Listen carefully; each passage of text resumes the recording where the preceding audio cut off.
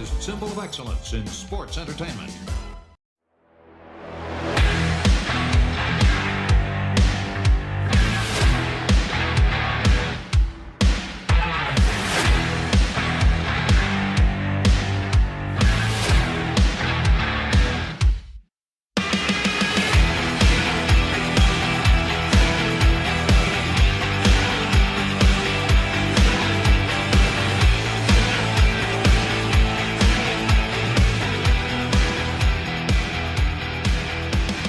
Hey, this is Kurt Angle, and welcome to the Kurt Angle Show. On the show today, we'll be watching when I defeated The Rock for my very first WWF Championship. But first, let me introduce to you my co-host, Paul Bromwell. How you doing today, Paul? Kurt, I'm doing great, man. It's great to see you once again. And, buddy, what a couple of weeks that we've had lately here on the Kurt Angle Show. We've talked EC3, Billy Corgan, last week, Corey Graves. And since we talked, he and Carmella had their beautiful baby boy. Baby popped out. All right. Yep. Congratulations, guys, if you're listening. Dimitri Paul is his name. Dimitri, so, I wonder where you got that. Well, we know, I mean, and the middle name Paul, I mean, you can't go wrong with that name. You, right? Yeah, right. But I mean, you know what? It was so cool to see that post on social media, and we just had him on, and there's a lot of great feedback and comments from having Corey on the show, man. And I just had a blast. I saw them last month, and Carmella was about to explode, and she looked phenomenal. Oh, yeah.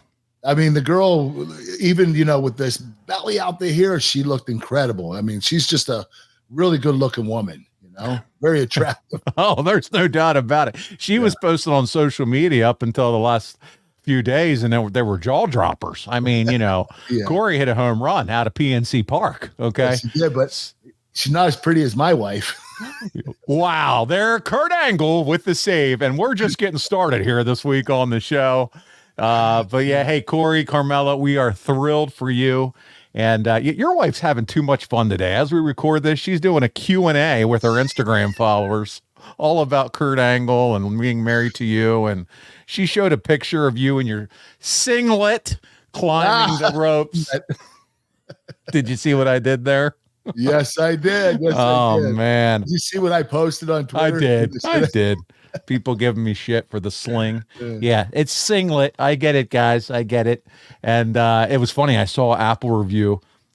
Sometimes I go to those Apple reviews, Kurt, and I'm like, let me see what they're saying about the show. And I quickly realized, okay, yeah, so they hate me, and this person thinks I suck ass. That's cool. And, I can't pronounce the word singlet. I'm calling it slinglet, apparently. So that sucks. What if I told a fan to do that, to reach out to you? Yeah. Did you do that? Did you say, can you just hit him? Can you expose him on social media just for the dumbass that he is?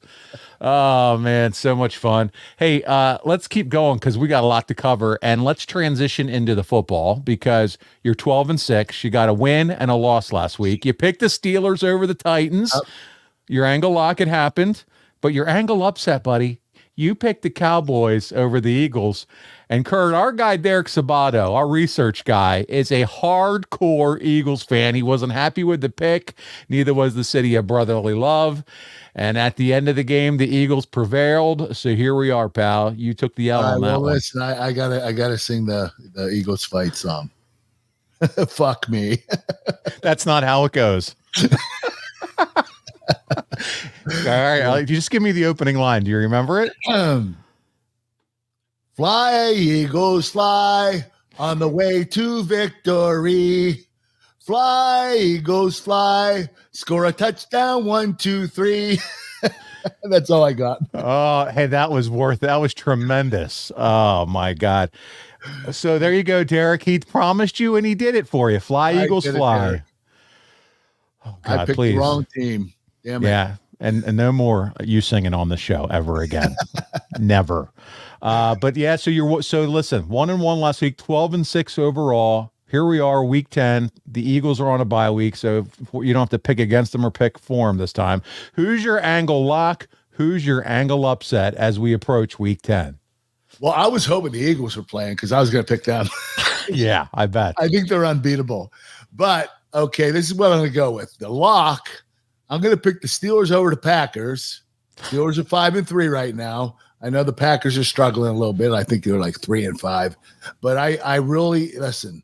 The Steelers, they've had a more than half decent season. Their offense isn't doing really well. Their defense is doing incredibly well. But I have to believe in the Steelers. Every week I'm going to pick them regardless. I know you said that. We need the offense as a group to pull their heads out of their asses on a consistent basis, not wait for the fourth fucking quarter. Pardon my French. The last second. Oy. Okay, so you got the Steelers as your lock. Who's your upset? All right, this is going to be tough. I'm going to pick the Broncos over the Bills. Oh, God. The Broncos, they're only 3-5, but they beat Kansas City last week, 24-9. Okay, they're on a roll, baby. They just beat the best team in the NFL. They better be on some kind of roll. Could you imagine this Broncos team who they were ready to trade it all to beat the Chiefs and then the Bills in back-to-back weeks? Kurt Angle, that would be huge. Yeah, Russell Wilson, man. He still has it.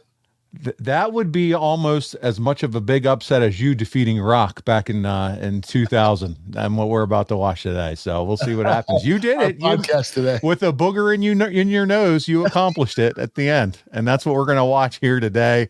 So there it is, his picks. He's got the Broncos over the Bills, Steelers over the Packers.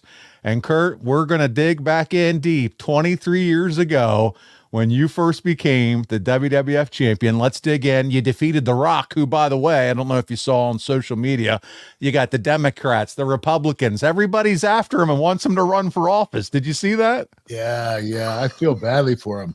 I mean, even if he did run for office, what side he's going to do? Yeah, just independent. He's screwed either way. Right. All of a sudden, his ticket sales go down from one side or the other. Man, just stay out of that lane, Rock. Stay out of that run lane. Independent and come up with your own concepts. Yeah, if you smell what The Rock is cooking, it's going to be the slogan as he goes into the White House. Maybe Kurt Angle, you show up for the celebration there when he makes it into the presidency. You get to dance in the ballroom. I'll be the first one there, man. Oh, with the milk truck hose down the loser. Oh, this is going to be awesome. Oh, man. Let's talk about you and The Rock, though. And it all starts, the build for you becoming WWF champion starts on the first Raw on TNN. Kurt, did the move from USA Network to TNN have any effect on you whatsoever? Were you clueless? Did you have any idea? Were you like, I don't know, I'm just going to show up and wrestle? You know what? I think everybody was happy with USA Network. I think that is the biggest cable station in the United States. I believe so. I don't know what the demographic or what, TNN, how many households they cover, but I know USA Network is the biggest cable network in the United States. So I think we're happy with that. I think we're a little nervous about switching networks. I'm sure. Not realizing whether the fans were going to come switch over or not.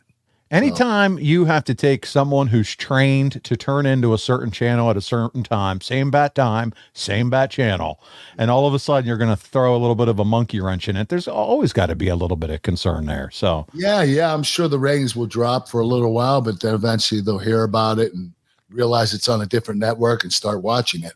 Yeah, they'll figure it out. Well, at this point in time, Kurt, Steve Austin, he's returned to the WWF, and you're going to hear me say WWF a lot this week because it was still the WWF.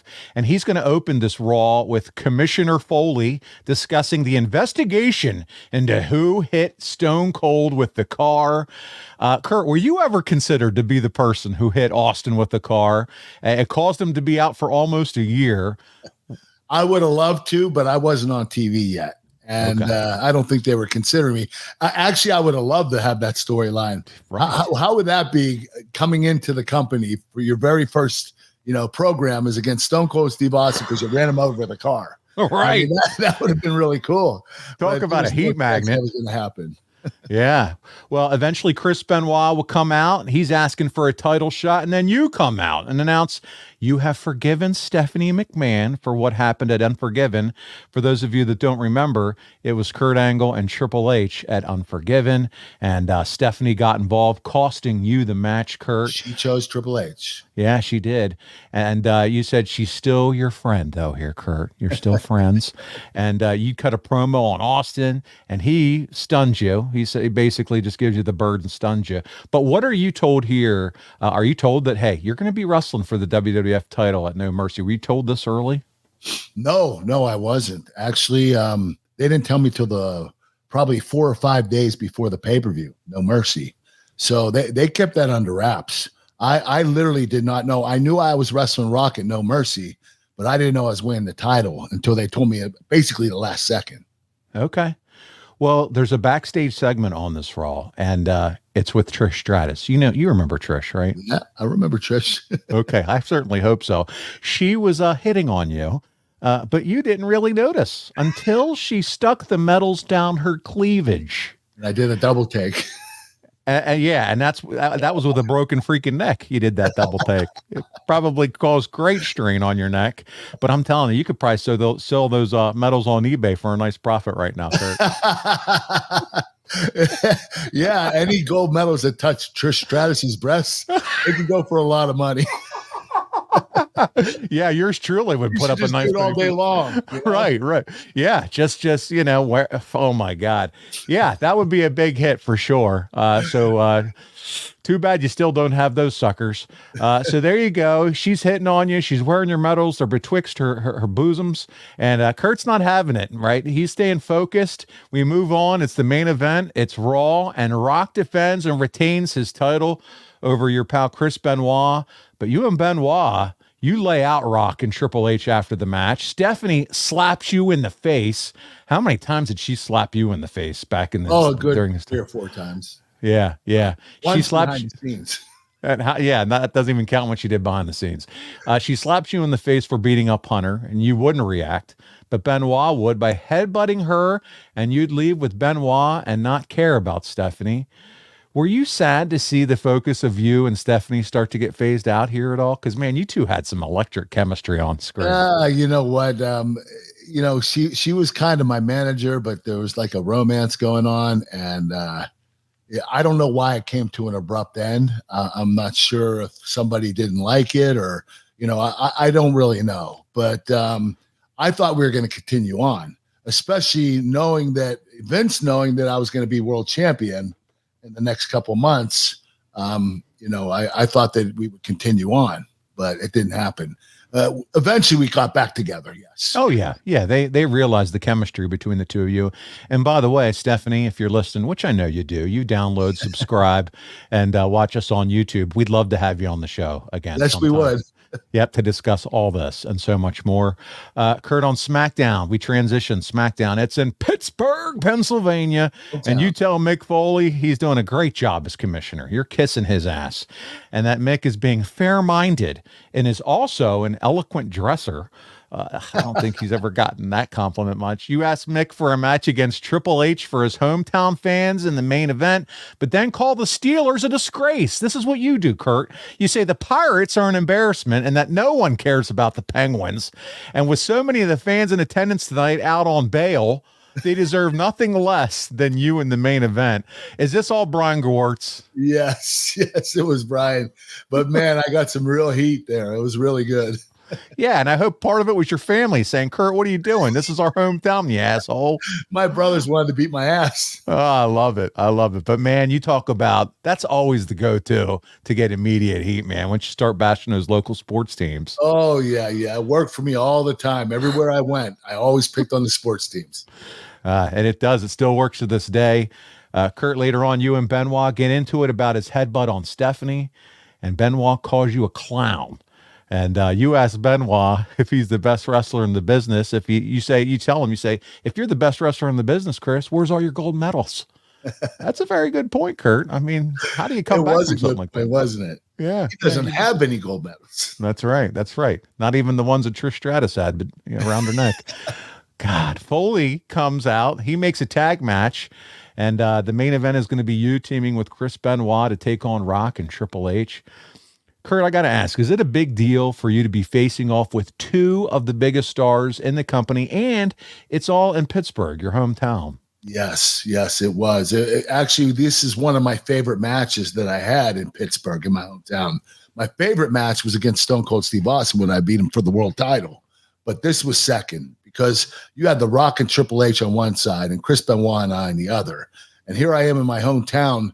People that I personally know were there, and they were huge Rock and Triple H fans. It's like, holy crap, Kurt Angle is in the ring with these two big stars. It was really cool. I got some great feedback from the fans of Pittsburgh.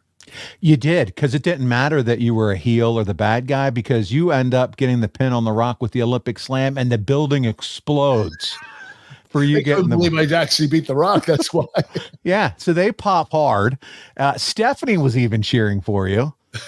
Did the Rock have any issues at this point? Because again, you're baby Kurt here in the WWF. Does he have any issues putting you over, or was he Rock was never political. He never got involved with any of the finishes. He always did what he was told to do, and that's what I loved about Rock. He always took the high road, and he never tried to go behind someone's back and try to get a finish changed. Wasn't political. Yeah, it wasn't political by any stretch of the imagination. He was just wanting to. You can tell that. It's easy to see that as a fan just by his demeanor and how he talks about the business and his love for it. He gets it. There's a lot of respect for it. Yes. Yeah. Well, Kurt, the next Raw from Washington, D.C. features The Rock offering you a title shot. Mick Foley and Hunter would interrupt, then Benoit and Kane, then Rikishi. This thing goes on for 25 minutes to open a show. What do you think? Do you think that long of a segment is it good? Yes. And you know what? We did quite a bit of them during the Attitude Era. I mean, the Attitude Era was storyline promo city. Okay. Yeah. It wasn't even wrestling. It got to the point that there was so little wrestling that none of the wrestlers tied up when they started the match. They'd start with action, punch, punch, punch, shoot, reverse, off the ropes. It was all high action because they didn't have time to tell a story at the beginning of the match. Because they did so much, they spent so much time on promos and pre-tapes that they didn't have a lot of time for wrestling. But when the wrestling did happen in the Attitude Era, it was badass wrestling. Pay-per-views, yes. They made sure, they gave the fans their money's worth. Yeah. Yeah. No, I'm with you. This leads to you taking on Hunter for the #1 contendership for the WWF title. Stephanie comes out after Hunter told her not to. And it would lead to Benoit threatening Stephanie. And when Triple H went for the save, Benoit cracks him with a chair. And you pinned him with the Olympic Slam. And Kurt, you're the #1 contender. Yeah, baby. Oh, yeah, baby. No mercy. Do you think Benoit, Hunter, Stephanie, this whole storyline, did that muddle the win for you? I mean, because this is a big freaking deal, as you like to say. Or were you like, hey, whatever it takes to get me to where they want to position me, I'm game? You know what I always say is it doesn't matter how you get there, as long as you get there and you make history, and that's all that matters. That's what people are going to remember. That Kurt Angle was the champion back then. Not that, hey, Kurt Angle had this match and there were a bunch of people that got involved and, all that bullshit. It's just that, for that evening, it might have been a little too much, but afterward, nobody remembers. They just remember I won. That's it. As young as you were in the business, you already understood the fact, hey, it's storyline driven business. And whatever we got to do to make it sense, at the end of the day, I'm going to go over, I'm going to be the champ. And that's all that matters. Yes. Because you know what happens when you're the champ? You get paid. Cha-ching. So let's talk about Vince McMahon here for a little bit. What is he talking to you about? How's he getting you ready? Is he getting you excited for the title? I mean, do you feel like, hey, he is numero uno in Kurt Angle's corner? He's riding the Angle train. Well, right when I started, Vince had his eyes on me and he took care of me. He wasn't teaching me how to wrestle in the ring. That was the guys that I would wrestle, the guys that would talk me through the matches to get me to learn while I was learning on the job. But Vince really talked to me about promos and pre-tapes and how to deliver them. And he made me his project because he wanted me to be able to be really good at that stuff. And I was, and it was because of him. He did, unfortunately I didn't get to prepare before I went on TV, before I started in the business. I didn't do much promos or pre-tapes. I just did wrestling. But when I started on TV, Vince started to teach me every week. After I do my promo, he'd sit me down, tell me what I did right, what I did wrong. And we would go through everything. So Vince, I was kind of his project the first year. And I believe that's the reason why I had so much success. I won every title you could win my first year in the business. I mean, listen, he knew you had the wrestling thing down pat. Yeah. So that's not the issue. What he also probably knew is he probably went back like we did a few months ago and watched your Memphis promos. Okay. And then he was like, holy shit, I got my work cut out for me. Yes. If I can turn Kurt Angle's promos into gold. If he would have seen my Memphis promo, I would have never came up to TV. But he worked on you and took you under his wing. And then you became, serious Kurt. You became funny Kurt. Look how your whole being, your whole personality evolved. He allowed me to have a lot of depth, and he trusted me to be able to carry that out, which I was pleasantly surprised because it was very early in my career, and he had me doing goofy Kurt, serious Kurt, Kurt, kick-ass Kurt, heel Kurt. It was sexy Kurt, rapper Kurt. Yeah, rapper Kurt. You did it all, Kurt. Yes, I did. The many faces of Kurt. I was versatile. You were. They had the many faces of Foley, but I think there's the many faces of Kurt. You did all. I mean, seriously, people post these videos of you on social media, and you're doing all this shit, dressed up like John Cena, putting this little guy into an ankle lock. No, did you see that? An ankle lock. Oh yeah, no, but you dressed up like John Cena, like a rapper with the football jersey, and you grabbed this little person who had a singlet on, and you threw him in the ankle lock. No, he put me in an ankle lock. Did oh he did, and then you tapped out. That's right. Hello. Because he was Kurt Angle, I had to tap out to him. That's true. That's mini true. Kurt. He's just a mini Kurt. Well, guys, we move on before I need to settle down here. The next SmackDown's in Baltimore. You cut a promo about how you're on quite the winning streak, defeating The Rock and Hunter in recent weeks. And it's almost like Cal Ripken's streak, except that yours, actually means something because you're going to end up on top and you're not a washed up like all the rest of these losers. Here we go again. That real sports heat, Kurt. It worked. I think we were in Baltimore. Was it Baltimore? Oh, yeah. Yes, sir. Yes, sir. Cal Ripken, a huge name down there. He's a huge name everywhere. Cal's a man. All over the country. Have you ever met Cal Ripken?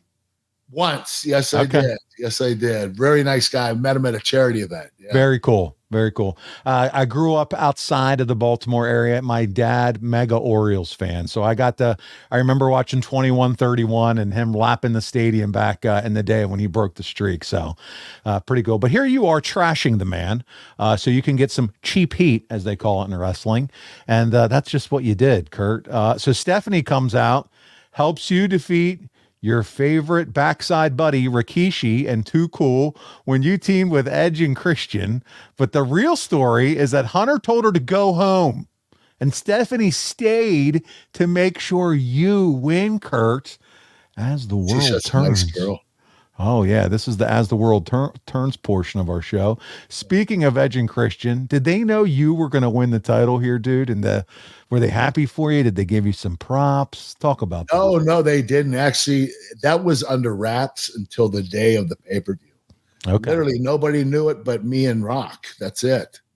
It was supposed to be kept a secret. I'm not sure why, but, I think that because it was going to be such a surprise that I beat The Rock, 10 months into my wrestling career. Well, and usually they like to try to keep stuff quiet. I know they do nowadays because they don't want the dirt sheets spoiling it out, sending it out beforehand. Well, so. You know what? I'm not going to lie to you. Back then when I was wrestling, the dirt sheets knew everything. They knew everything. That's exactly why. Yeah. It's crazy. Yeah. So that's why they kept it a secret. So you thank Stephanie for her help as she's leaving the arena, and you offer to have her accompany yourself to the ring because she's such an asset. And Hunter is crazy not to see that. Stephanie shakes your hand and says she's going to think about it, Kurt. What do you think this story could have been between you and Stephanie if it went all the way with her being your manager? That's the part I wanted to finish my sentence there. While you were champion. Just picture it. Kurt Angle, WWF champion, with Stephanie McMahon by his side. That could have been so much fun. The best duo in the history of the business. Oh, but honestly, I'm not sure what occurred because it went from being a romance program where she was my manager as a romantic kind of thing. And then they kind of backed off and took her away from me for a little while. Then they brought her back and said, listen, it's strictly business. She's just your manager. no more romance. Yeah. So I'm not sure. I know what happened. I do. I know what happened. It is what it is, and that's what I had to deal with, and that's okay with me. Yeah, well, what happened was she's a husband. His name's Hunter, and he's like, "Fuck this romance bullshit. We're not doing that anymore." Okay, no more lip. You know watching. what? Honestly, Hunter he didn't seem to ever have a problem with it. I'm being honest with you. I actually kissed her on TV, and he wasn't like. And Vince was coaching you. I want to see tongue, Kurt Angle. Oh man. Well, she did manage one person as a WWF champion, and that was Chris Jericho. And there was always a lot of controversy about that story and how it all played out. So what did you think of Jericho Stephanie Hunter story into that WrestleMania? You know what? I felt like Jericho relied on Stephanie too much. Jericho, this was his first world title. Right. I mean, this was really big for him. He actually won the Undisputed Championship, and they put him with Stephanie. And I felt like Stephanie was the head of it. She was calling the shots, and it was a lot of spotlight on her. Yeah, Jericho, he should have been on his own, at least for his first title run. I really believe that because Chris had the ability to entertain people. You knew eventually he was going to be a champion. He didn't need somebody like Stephanie, but they did that. And Stephanie's not a bad person to have with you. Actually, she's very effective. She doesn't miss a spot. She's great at promos. She's a very good-looking woman. It's actually a good idea to have her as your manager. But I just felt like Chris could have done it alone. Yeah, based on the strength of his character. Yeah, you know what I tried to do? Tell me. I called Vince 2 weeks before WrestleMania. I'm like, hey, Stephanie was my manager, and we had a little romance going, and now she's with Jericho. I think you should throw me in the world title match with him and Triple H and make it a triple threat. And what did he say? He said, I'll think about it. And that didn't happen. No, it didn't. You know what? I don't blame him. Probably Hunter said, no, I just want to focus on Chris, which is fine with me. I thought, that's the way they were supposed to go anyway. But I got shut down.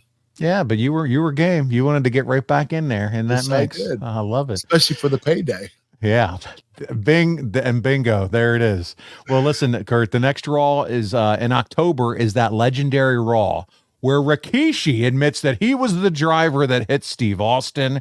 What did you think of Rikishi admitting that he hit Steve Austin and then his classic line, "I did it for The Rock"? What did you think about it being Rikishi? Well, I mean, it does make sense. They're kind of related. Yeah. But, why he do it for The Rock? Like, I guess family. The bloodline started all those years ago. Early, right? but you know what? What was cool about it was, wow, okay, I know where they're going with this. The Rock versus Austin. I mean, that's going to be one of the biggest matches of all time. And they were building that up. And I thought when I heard it was The Rock that told Rikishi to do it, was like, holy crap, they're going to go with Rock and Austin at WrestleMania. Yeah, man. You so as we move on here, you actually team with Kane in a tag match against The Rock and Rikishi before the announcement was made that it was Rikishi, and he would pin you after Kane turns on you. That kind of seems a little bit silly. Do you think, to take a pin before right here? You know what? I think they wanted Rikishi to look strong because he just said, "I did it for The Rock," and they wanted him to. I don't know if they were going to use him as a shield for Rock down the line, where Austin had to go through Rikishi to get the Rock.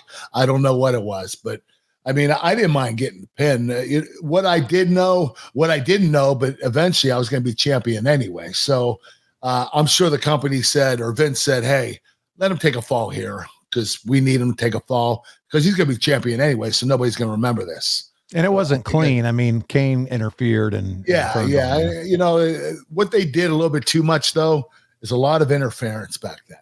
Yeah. They really tried to protect a lot of people all the time. It was like, gosh, let us beat each other and that'll build each other up. You don't have to protect this guy and have one guy cheat and get the win. It's just, it's just too much. Everyone knows working out is full of positives, sleeping better, looking better, and just feeling better. But the reality is getting started and sticking to a program are two of the biggest obstacles to exercising. But now you can easily create a dynamic, personalized routine to your equipment and goals, all with the Fitbod app. With the Fitbod app, you can set goals and check your progress, but maybe most importantly, the Fitbod keeps you motivated to keep working towards those goals. And of course, the app makes planning workouts easy. Now Fitbod's algorithm will actually change and update your fitness plan as you go. So if you feel like you've plateaued, or maybe you're not making enough progress, well, Fitbod's app will adjust all that for you. How about that? You just add in your equipment, you pick a fitness goal, and Fitbod will create a routine for you. Whether you've been missing gym time or maybe you've hit that point too, well, a fresh start has never been easier. And the app switches up your exercises to avoid overtraining or burnout, which I love. And of course, your program changes based on your personal progress as well. We want to maximize your results, and that's what Fitbod is all about. By the way, a full year of Fitbod is less than the cost of a single session with a personal trainer. How about that? So join Fitbod today and learn new movements the right way with over 1,000 exercise demonstration videos. They're going to show you how to do it. It's never been easier to get the results you've always wanted. Check out Fitbod and get 25% off your subscription, or try the app free at our link in the description below, or go to fitbod.me/angle. That's the link in the description, or fitbod.me/angle. That's FITBOD.me/angle. Well, Kurt, the next SmackDown is in Los Angeles, and you're taking on Kane. But before the match, Stephanie comes out and says she'll be your new manager. Stephanie would help you get the win over Kane. Rock would main event, taking on the Right to Censor's Val Venus. That's right. Val has made the whole transition from the big Valbolski to now he's Right to Censor. Let's button up to the neckline. What did you think of this whole Right to Censor gimmick and that god-awful music? Oh, it was horrible. I'll be honest with you. It got heat. It wasn't the right kind of heat. It was like, it was go away heat. Guys make me sick. Honestly, man, it just didn't. I didn't think it worked. Here they are with the button-up shirts all the way up to the top, and they're like, I don't even know what kind of gang they were, but it was just, they look like a bunch of office guys trying to wrestle. Yeah, and it just, I don't know. I didn't like it. Yeah, it was like church, pew 4. Here they are to wrestle. Let's bring up pew 4. Oh my God, no thanks. And Ivory, and she had the shirt up to the neck and the long skirt, and they looked like they were knocking on your door, Mormons. Well, you'd be out there for that match, and you'd have such a great line on commentary, and you said anyone who believed Rock wasn't involved probably also believes that OJ didn't do it, and Rock would get the win, but you would hit him with 2 Olympic slams after the match. One wasn't good enough. Yeah. Well, we're 2 weeks away from No Mercy at this point. And you're saying about 2 weeks out, you still didn't know 2 weeks out that you were getting the title, right? No, I did not know. I knew I was wrestling Rock, but I didn't know I was getting the title. So take me through the moment when you do find out. How many fellow Angle family members are you calling and letting know that I'm winning the title? Listen to this. This is what's really messed up. None of them came to see it. That is messed up. And the reason is SmackDown's on Tuesday. They told me on Tuesday. Then I had house shows on Friday, Saturday, and then the pay-per-view Sunday. So when I got home Wednesday morning, I told my family, hey, I'm going to be here doing the world title, wrestling for the world title. And then 2 days later, I leave. So I didn't really set up any travel arrangements for my family because I was so damn busy. And I didn't know back then, the WWE booked my flights. Yeah. I didn't know how to book flights. I know you call the airline, you say, hey, this is me, and here's my birth date, and I want to here's my credit card. But I just didn't really do it because I didn't have time. In today's world, Giovanna would have slapped the taste out of your mouth if you tried to pull a stunt like that. First world title. I wouldn't do it today. Yeah, exactly. So we move on, and we're in Detroit. It's Raw. Hunter threatens you because of Stephanie, and you would smirk in his face like a little prick. I And remember. eventually you team with Edge and Christian to take on the Hardys and Rock. And buddy, the Hardys, they were huge, big time over at this time. So you got 6 of you in the ring. It's almost like the perfect combination. It's you, Edge and Christian, the Hardys and Rock. The crowd was electric. Do you remember that night? Yeah, it was incredible. You know, the Hardys and the Edge and Christian, 2 of the best tag teams of all time. Kurt Angle versus The Rock. This was a great 3-on-3, great 6-man tag. Oh. And the match was even better. The crowd's electric. You would even get Lita involved. She does a Hurricane Rana on Christian before Rock would hit a rock bottom on you. Stephanie would make the save. Eventually, Jeff Hardy would go to the top, but Stephanie would hit him with a tire iron. That's my girl. You would, I love it. And you would get the pin after an Olympic slam. In these days, though, Kurt, if heels went over on TV, then after the show, there would be a dark segment to send the fans home happy. Did you enjoy, though, here having to be out there when that was happening? And was it fun to goof off sometimes, not in front of the cameras? Yeah. You know what? We didn't really go over the match backstage. We improvised. So we figured out who was going to be the winner, and then we didn't talk about it. We just went out there and called it in the ring. And that helped me to improvise a little bit because I didn't know how to do that this particular time. I was still learning the business, and I was learning psychology still. You know, I wasn't even in the business 1 year. So for me, it was very nerve-wracking because I didn't know how to improvise, but it forced me to learn how. That's so true. You know, I'm glad that you said that because as we go through this detailed storyline, it's like, man, but remember, Kurt's still just in learning mode. He's trying to figure out what he's doing still at this time point in his life. It's crazy, man. Yeah.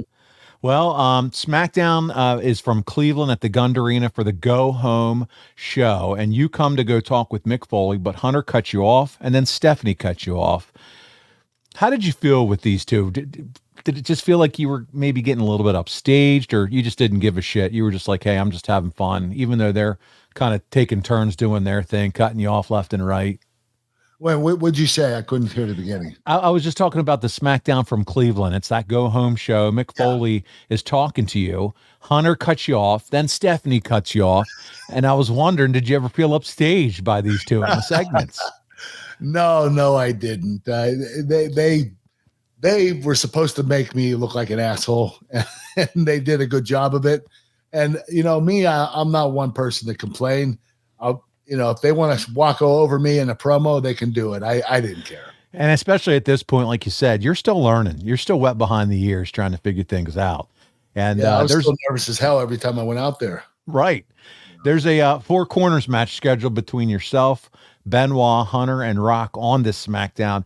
And you let Stephanie know you're concerned about having her at ringside because you don't trust Rock or Benoit, let alone her husband. And Stephanie reminds you, Kurt, it's a business decision and she'll do the right thing.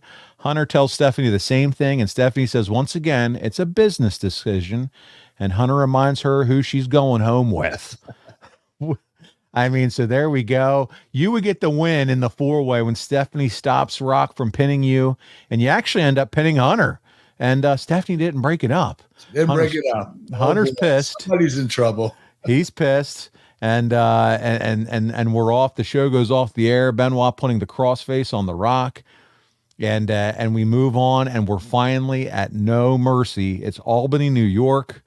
Were you nervous? Now you know now you're going over. Were you nervous or what? Oh, I was so nervous. I almost threw up a couple of times. I was really nervous. I felt like I did in the Olympics for the gold medal match. That's how nervous I was. And, there were 25,000 fans in that arena. And it was like, holy crap, I'm going over. I don't know what the fuck I'm doing yet. So now I'm going over against one of the biggest stars in the history of the business. So it was a big night for me, and I was nervous as hell. Yeah. The show is built around Steve Austin's first match, Kurt, back since his major neck surgery. And so you have that. Talk to me about Steve and that neck injury that he had. And you obviously won a gold medal with a broken freaking neck. Did you guys ever have conversations about his neck injury and him coming back at this point? You know what? Not at this point in time because I didn't have neck surgery. Steve did. and he had fusion. And I broke my neck in the WWE against Brock Lesnar. And when that occurred, I called Steve and we started talking about broken necks and shit. And he said, listen, go to my doctor. He's the best. I went down to go to his doctor, and the doctor told me, listen, we're going to have to fuse 3 of your vertebrae, which means you can't wrestle anymore. You're going to have to retire. I was like, that's not happening. So I went home and I found another doctor that was able to do something different. It was more of a quick fix. But, Steve and I were communicating at this point in time because he was like, listen, you probably do need the fusion. I said, I'm not going to do fusion, Steve, because I'm going to have to retire. He said, really? I said, yeah, I can't. If you fuse more than 2 together, you have to retire. And I'm not going to do that. So he said, okay, well, good luck. Especially with all the trauma you had been through in amateur wrestling too, let alone what you did with Brock Lesnar in the ring. It was a much different. I'm sure your neck and what it looked like when they got you down there was a lot different than what Steve had to go through with his surgery. Oh yeah, definitely. Yeah. Well, hey, before we get into the match, because we're going to watch it together, there was a spliced up promo, okay, where you interviewed Rock, and we have that clip. And it's some good shit. We're going to check it out together. Here we go. Early tonight on MTV's Heat, Kurt Angle scheduled to host Heat, scheduled to interview The Rock. What a joke this was. Take a look at this editing. Rock, thanks for joining us today. That's super. Rock, let me start this interview by asking you what you think about Stone Cold Steve Austin. Well, The Rock will tell you exactly what he thinks about Stone Cold Steve Austin and all his little shenanigans. Sure, he's a piece of monkey crap and a jabroni. Whoa, that's a little stiff, isn't it, Rock? Sure, Rock, drink up. As you know, Rock, I'm an Olympic champion and one hell of a guy as well. But the one thing I take most seriously in my life is being honest with people. After all, integrity is one of my 3 I's. Now, Rock, you've told the world many times that you had nothing to do with Stone Cold Steve Austin being run over by a car last November at Survivor Series. Now, Rock, are we supposed to take your word for it and believe you? You know, The Rock has the innate ability to tell you one thing and do another and say, well, I never did that, and have you believe it. Oh, I get it. So what you're saying is you were lying the whole time.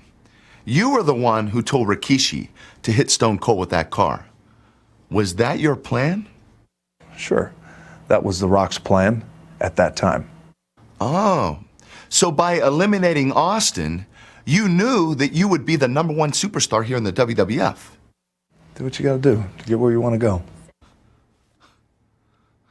Well, now that we know you're the one who told Rikishi to plow over Stone Cold Steve Austin in that car, what was the first thing that went through your mind when you witnessed this? Well, when The Rock saw it, The Rock thought, oh, well, he might be hurt. The Rock better go take a shower now so he can go eat. You cruel, sad man. I mean, that is absolutely heartless. Stone Cold Steve Austin was severely injured. Don't let him fool you. He got in the ambulance, and as a matter of fact, he tipped the guy a $5 and asked him to take him to the airport in the ambulance. I can't believe you call yourself the people's champion after behavior like this. Settle down, mister. Don't make me stop this interview right now. And believe me, I'll do it. It's true. That's better. Let's switch topics, Rock. Tonight, you face me for the WWF title in what promises to be a match of the year candidate. What do you think the fans' reaction would be if you would somehow pull off the greatest upset in WWF history and beat me here tonight? Fans don't like that. They want to be gratified in terms of they want a winner. That is true. I couldn't agree with you more, Rock. Look at the big smile on your face. Well, of course I'm smiling, because I know I'm going to beat you senseless and take your WWF title tonight. We all know what flies are attracted to. Now, Rock, 2 weeks ago on SmackDown, I came to the ring and gave you the most devastating move in the WWF, the Olympic Slam. My question to you is, how did that feel? Well, as far as for the injuries that I sustained during that match, they were actually multiple. I wound up bruising my vertebrae in my neck. I'm sorry, Ron. We don't have time for all your... What a joke that interview was. What a joke that was. Kurt, that's actually some pretty funny shit, dude. That's really good stuff. Ryan Gewirtz was brilliant. He wrote all that and put it together. It was really cool how they found that different videos of Rock. Well, you know what flies are attracted to. Oh, my word. Hey, we're here. We have our final clip of the week. It's a 2-clip show, and this final clip is Kurt Angle versus The Rock. We're going to check it out. We're going to talk. We're going to answer questions. And, Kurt, we're going to watch you win the WWF Championship. You ready for this? All right, here we go. No Mercy 2000. It's Kurt Angle versus The Rock. Here we go. The part about this is that you can't keep your eye on Stephanie if you're the WWF champion in there with a man with the qualifications, with the skills of Kurt Angle. And that's what makes Stephanie so valuable at ringside, because you can't keep your eye off of her either. Look at The Rock. He can't keep the people's eye or eyebrow off of Stephanie. Well, Kurt Angle in 11 months has won the European title, the Intercontinental title, the King of the Ring, and now is the WWF title next. I got a funny feeling, JR. Hey, what in the world, Stephanie? What are you doing? Stephanie up on the apron. Remember, it's no disqualification, and The Rock distracted by Stephanie. There we go, Kurt. It's no DQ. JR ran through the attributes: European, Intercontinental, King of the Ring. Could he win the WWF champion? So really did a nice job setting the stage for about what's to come and going through your accolades. Yeah, JR is the best. He's always been able to catch the fans and grab their attention and keep them focused on the match. He's the best announcer in the history of the business. As we check this match out, Kurt, when's the last time do you remember watching this match? Have you gone back and watched this one in a while? Oh gosh, it wasn't since 2000. I watched it in 2000, the week after I wrestled. That's about it. Okay, so here we go. This is a real. It wasn't one of those things where I was like, "Hey, I beat The Rock. I'm gonna watch this every day." Well, no, I didn't know if it was one of those things where we're like, "Hey, kids, before we open our Christmas presents this year, I want to have you watch a match with me when I first became WWF champion." Oh, man. From The Observer, Kurt Angle became only the second former Olympic gold medalist to win a major professional World Heavyweight Wrestling Championship in the final match of the October 22nd No Mercy pay-per-view from the Pepsi Arena. Here you are, Kurt, in Albany, New York. Only Henry DeGlane. Have you heard of Henry DeGlane of France? You ever hear him? Yes. He was a Greco-Roman wrestler from France. He was actually ended up being a pro wrestler, I believe. I guess he won the other world title. He was the other one. That's right. In 1924, he won the gold medal in Greco-Roman wrestling. He won. Crazy. What? France. I can't believe they actually won a gold medal. That is crazy. That is. I'm fun. sorry, France, but. Yeah, for all our French listeners, Kurt doesn't mean to disrespect you, but he disrespected you.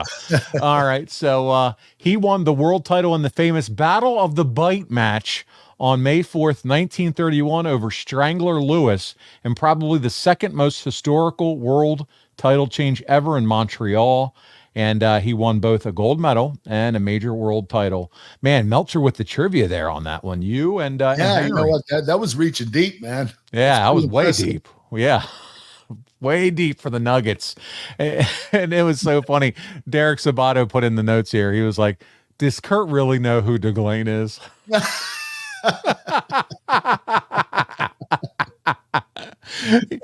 He said, yeah, he does. He read the notes before the show. And he's like, oh, he was a Greco-Roman guy, wasn't he? Yeah, that's right. So Meltzer goes on as we see Rock taking you to the back. He's got your head, ramming it into the stage setup here. Again, guys, this is no DQ. So you're in for the fight of your life in this one, pal. This just isn't a traditional wrestling match. No, it isn't. It's all over the arena. Do you like it, though, when it's kind of more just all over like this and less having to do things? Or do you love the chaotic feeling that this brings?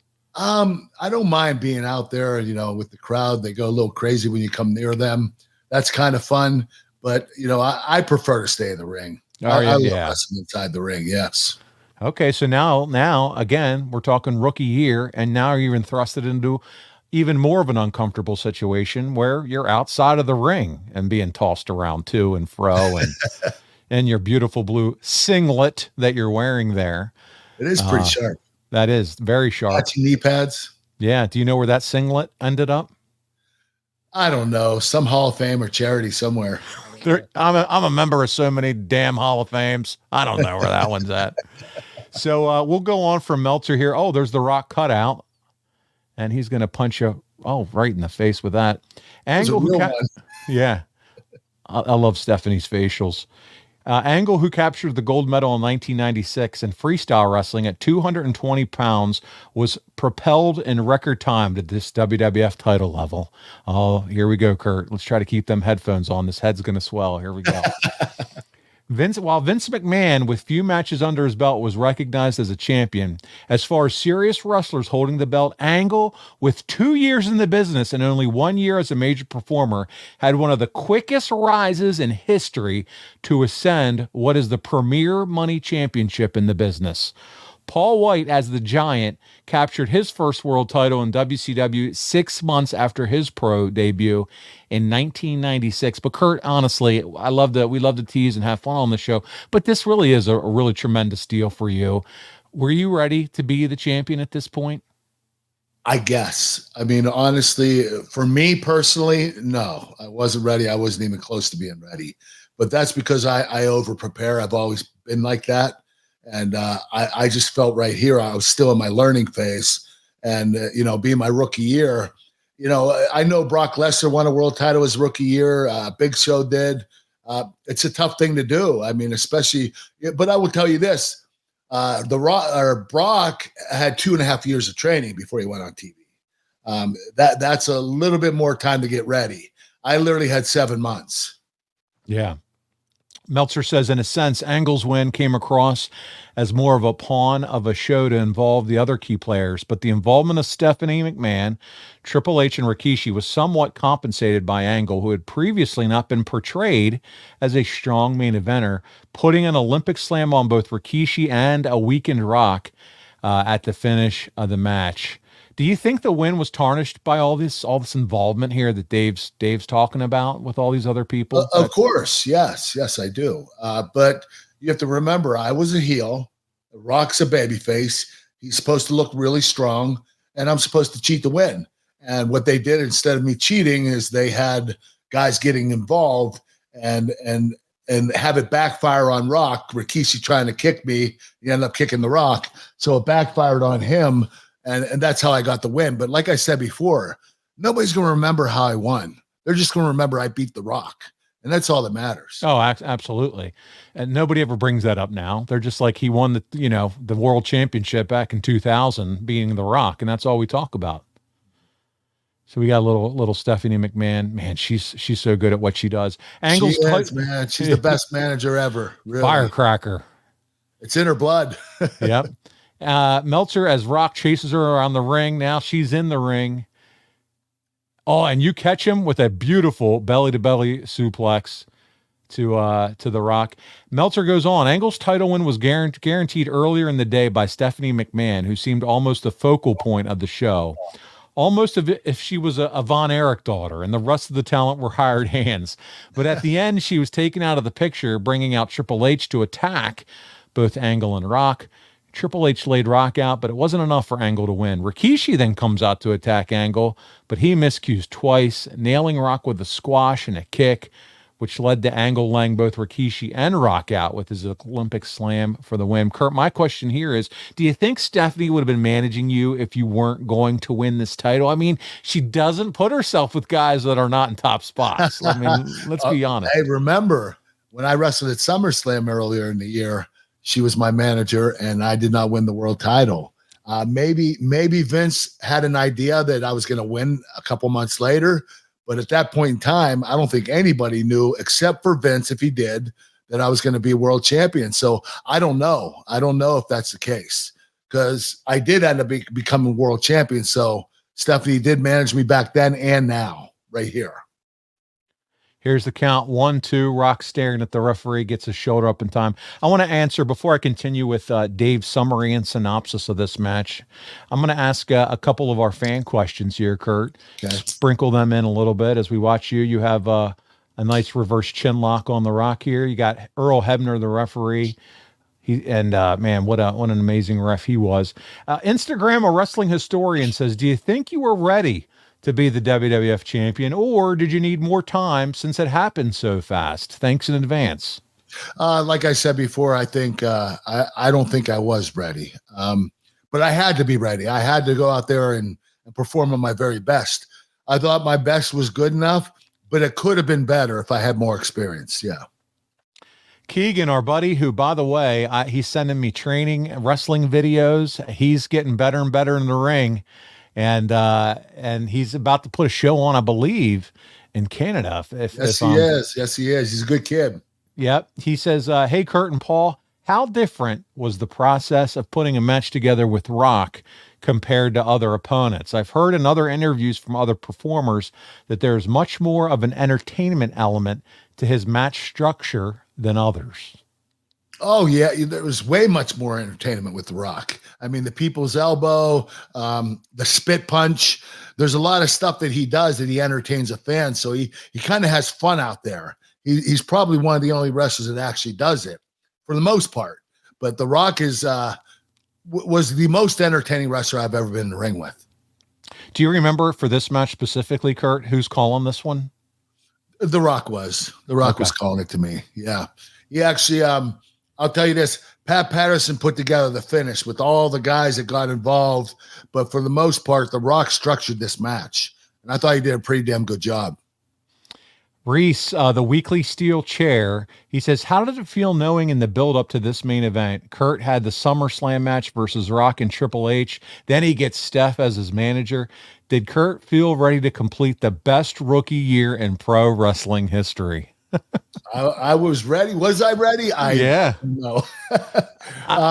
But I did. I completed the best rookie year probably in history, for the most part. But, someone like Brock Lesnar, he also matched what I did. I think he actually won the world championship in 5 months, but he did have a lot more years of training beforehand. Yeah, but did he win Intercontinental, European, King of the Ring, and then the championship? Yeah, you're right about that. No, he did not. Carry that banner, Kurt. Best rookie year of all time. Jason Bayless is up next, Kurt, as we see Rock just driving your head into the announce table. Those were real, man. Look at your face. And I just got a concussion like a month before that, 2 months before. Well, now you have more concussion-like symptoms. And he just spit water all over you. And now you're over to the Spanish announce table. No, Rock, you're going in. And you reverse it, slamming him around. And this is the point where he goes into the pole and says, damn this shit, I'm going to do movies. Yes. Do you blame him? I know, right? Jason Bayless, did Kurt think it was a bad idea to have Austin's revenge match against Rikishi, who ran him over and did it for The Rock, which was also his first pay-per-view back in the ring in a year, on the same show that he was winning the world title from The Rock? So did you like that idea of having Stone Cold's first honestly, match back? For me personally, being the main event of that pay-per-view and knowing Stone Cold Steve Austin was on it, you knew the money was going to be awesome because Stone Cold came back. But other than that, I will tell you this. You're always going to have a huge star that's going to perform in front of you, before you. Like Brock and I at WrestleMania 19, we had The Rock and Austin wrestle before we did. Yeah. Okay, but we had to go out there and perform. And I thought we performed just as well, if not better than them. But, it does kind of suck to have Austin perform a match or two before you do. But at the same time, it's up to you to make sure your match is 5-star. That's it. If anything, it further incentivizes you, or, puts the fire in your ass to go out and tear the house down. Either that or you shut down. And at this point, Kurt, it's like, hey, not only do we want to sell out, Austin's coming back, but big pay-per-view buy rates too. Yes. You knew that the money was going to be really good. So there you go. Simon Nickel 8K says, we often hear wrestlers' routine of watching the remaining of the show after their matches. What is the routine of superstars who are slated to main event a show? So, Kurt, would you have sat there and watched the Austin match and some of the other matches prior to your match, or not really? You're just mentally preparing and you're physically supposed to focus on your match. You don't watch any matches until your match is over. If you're the last match, you don't watch any of the show. What would you do spending your time during live pay-per-view? How would you spend your day building up to a main event? I was warming up every 15 minutes. I was so excited about this. I was like a little kid in a candy store. I couldn't wait to get that title. And so I was jumpy. I was really nervous. And, I just wanted to I wanted to get it over with. I wanted to get to the match as quickly as I could. Sure. That's how I felt. I wanted to get out there so badly. James Chadwick Simpson, Kurt, this is you going up. I'm sure it's got to be another missed moonsault. Did you ever hit it? Yeah, here we go. Yeah. Yeah, when I broke Bob Holly's arm. That's right. He misses a moonsault, and look, you hard way over the eye there. Yep, Rock got me good. I think it was the steps. Okay. James Chadwick Simpson says, Kurt, you've been insulted by a number of wrestlers during your day. Who do you think insulted you the best? As great as The Rock is, I think Edge and Christian had some underrated jabs towards you. They did, but nobody compares to The Rock. He has the best insults, the most entertaining insults. That guy's insulted everybody in the business and their mother. He's good. Cena's done some. He's laid some in on you. Cena's real good too. But The Rock is my favorite. Next level. Yeah. Brad Stanton, he says, and there's a nice DDT from The Rock on the reverse. 1, 2, and kick out. He said, your match went over 20 minutes. Was that planned, or did you go over time expected? No, it was supposed to be 20 minutes. It went a little bit over that, but we weren't going to get heat for it because the match was so good. You're supposed to hit your time, and I think we went 21 minutes, and the match was slated for 20. Drew Landry wants to know, where does The Rock rank among your top opponents and why? Here comes the People's Elbow, and here comes Stephanie. Let's check this out. Here, let's listen. I want to listen, then we'll get to the question. My God, she's right in front of the champion. She's taunting the champion. It's too much. She's sacrificing herself. Whoa, she went for this. Oh, my God. Oh, my God, she was taunting the champion. She sacrificed herself. Rock bottom. The rock bottom. Mrs. Helmsley. That's a McMahon, bro. What have you done? She was pushing her luck. I said it before. She was pushing the envelope. The envelope has been ripped open. Oh, no.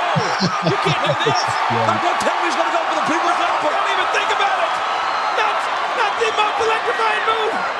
No, Stephanie. Oh, and I can come in. The last second. Kurt, you caught him just in time, buddy. Oh my God. I was super late, man. I mean, I should have been there a little earlier. I'm sure Stephanie McMahon was pissing her pants. I'm sitting there like, weren't you supposed to grab his leg and trip him or no? And then yes, I was. Okay. Grab his leg. I missed it. Oh my God. And then you decided to slide in and tackle him, and he was like getting the big Thank wind God up. I was quick enough. Oh my He was letting it hang in the air for a little while. That elbow was hanging, baby. And here comes Helmsley himself, and he's now pedigreed The Rock for what he did to Mrs. Helmsley. He's checking on her. She's just down like a corpse, being dragged out.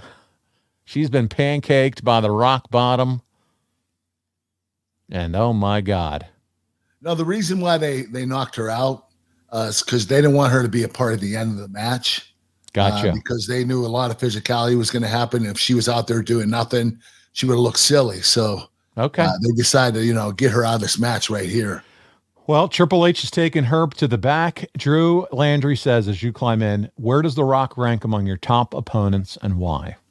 Entertainment wise, second or third. Wrestling wise, he's in the top 6. He's still one of my favorites to work with. The guy is so athletic. It's unbelievable. Like, he is one of the greatest athletes I've ever been in the ring with. He doesn't do a lot of fancy stuff, but his athleticism, you watch him jump and leap. I mean, this guy has a vertical that was, could literally dunk a basketball. He was incredible. Yeah, he's put together athletic. Tom DiNucci, our final question from our listeners. He says, Kurt, how much more prestigious was winning the WWF World Title as opposed to an Olympic gold medal. Okay. I'm going to have to educate this person. His name is Thomas. So go ahead and tell Thomas. All right, listen up, buddy. The Olympic gold medal was the real deal. The WWF title is fake. Now, don't get me wrong. When you do win the world championship, the company is trusting you and saying that you're one of the best in the company. And to be credited as one of the greatest wrestlers in the business, that's a huge compliment. But you have to remember, it's still work. You know, the Olympics was a shoot. There's no way in hell I can compare the WWF title to the Olympic gold medal. It's just not comparable. Oh, Thomas, but hey, you tried, and I think he was probably a tongue-in-cheek question. I think he was. I think he was messing around a little bit. Yeah, absolutely. But we get it. But man, you know what? It is one of the accolades when you're introduced and stuff. 12-time. How is it? 12 or 13-time world champion? To be exact, 13. Okay, I've seen it different places. And here comes Rikishi, stumbling, bumbling, mumbling his way down the aisle, busted open, bloody head, wrapped up. He looks like he's been through a car accident. And here he comes for you.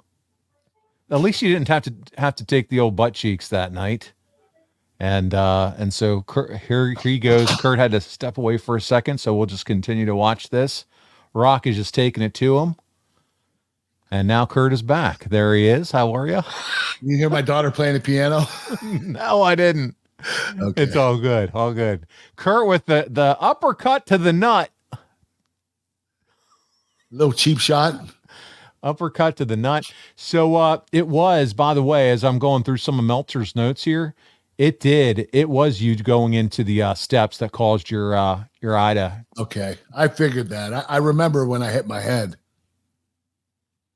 It said crowd was way into this match, by the way. Rock threw Angle into the ring steps, which may have busted Angle's eye as it was starting to swell pretty bad by the end of this match. So there you go. You did get busted open hard way. He mentioned the German suplex, and it was evident that your eye had been busted. You missed a moonsault.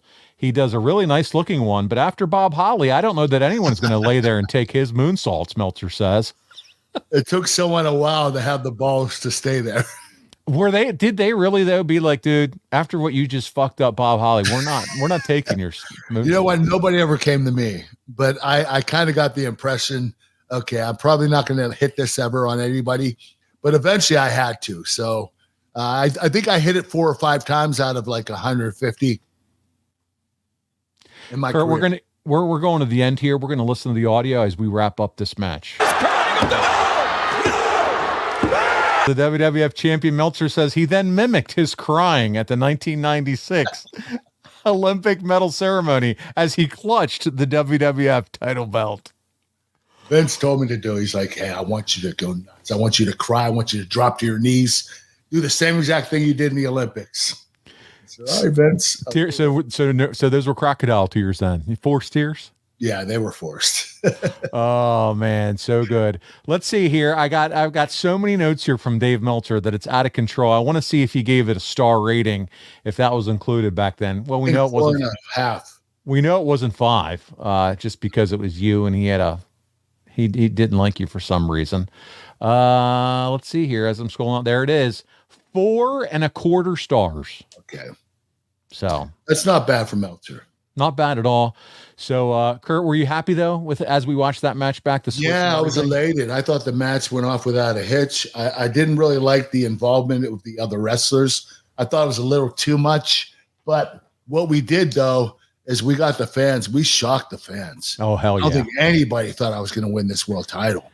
So that is really cool. In the business, very seldom do you have surprises, and this was a huge surprise. Well, Kurt, speaking of a huge surprise.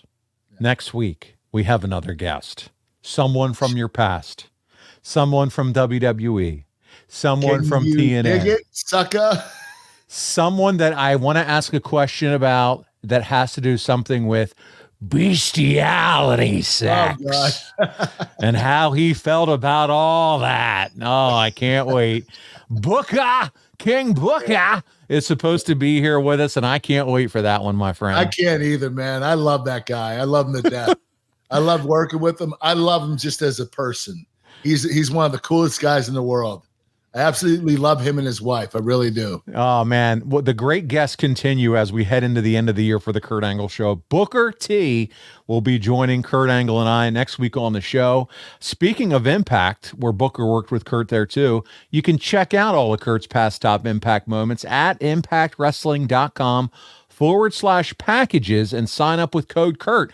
Kurt, we need to find out, are they going to change that website next year? Because they're going back to TNA, man. TNA's coming back in January.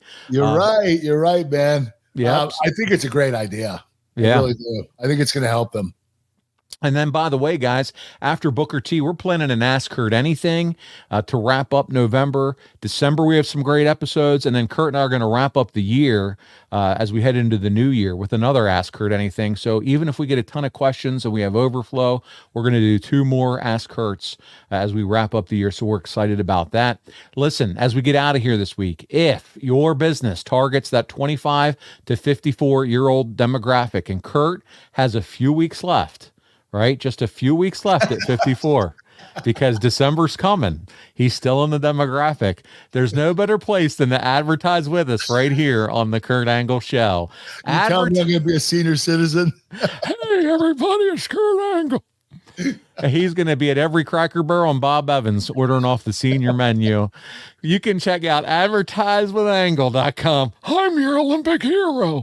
Advertisewithangle.com. Right now, find out more. I'm such an asshole. Wow, you can advertise right here on the Kurt Angle Show.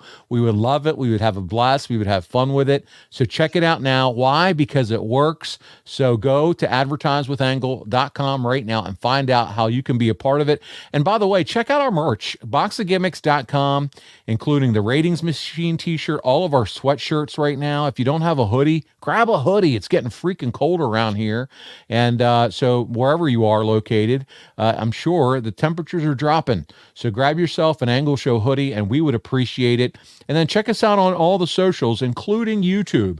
YouTube, we are about to hit 70,000 subscribers. We're on our way. So why don't you go out and be that 70,000th person? Please do, guys. Yeah, we appreciate it. And so you can find it youtube.com/The Angle Pod. And you can find The Angle Pod on all the social handles.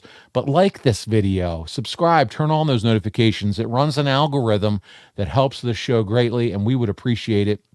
Now, Kurt, I'm going to transition it to you because this is the part of the show when you start to tell us about how we can all look like you, shredded, rock solid, ripped.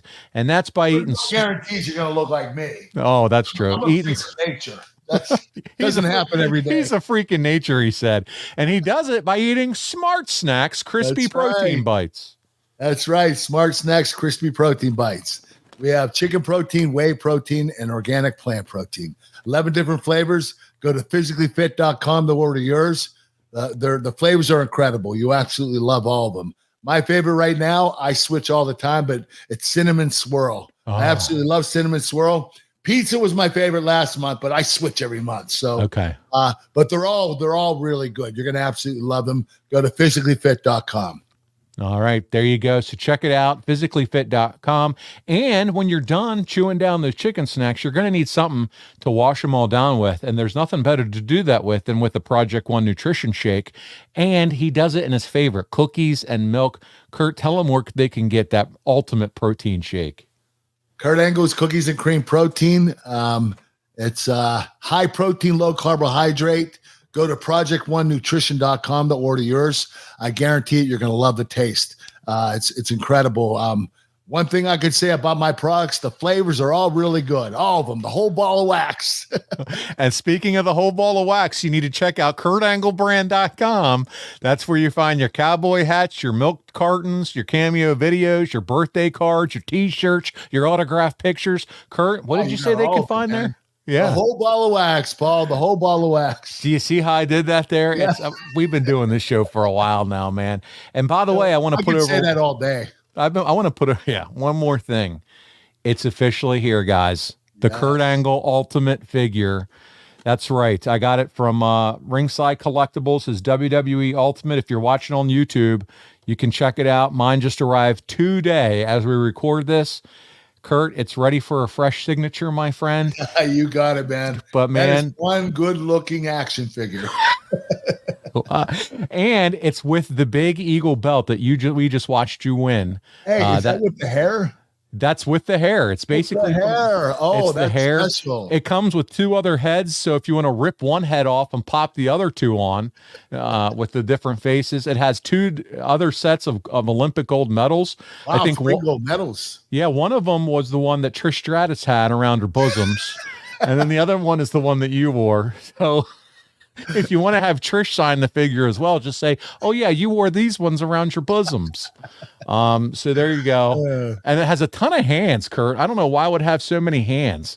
I don't know, man. Probably because I do a lot of business with my hands. With your hands? Yeah. Yes. Yeah. The old knuckle shuffle. Yeah. We know what you do with your hands, but there may be a set for wrestling, one for tossing off, and whatever else you do. But guys, check it out. The Kurt Angle action figure. And you can find yours now.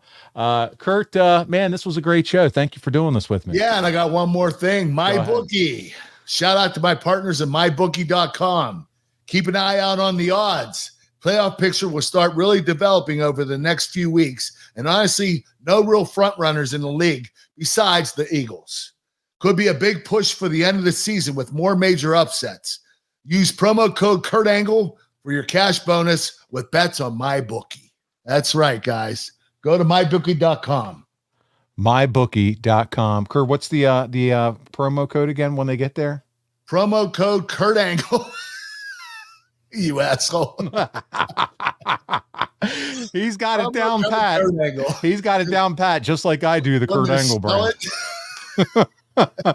Guys, this has been an absolute blast. We thank you for hanging in with us. Remember, Booker T next week. King Booker is going to be here with us on behalf of your Olympic hero, Kurt Angle. This is Paul Bromwell, and we'll see you right here next week on The Kurt Angle Show.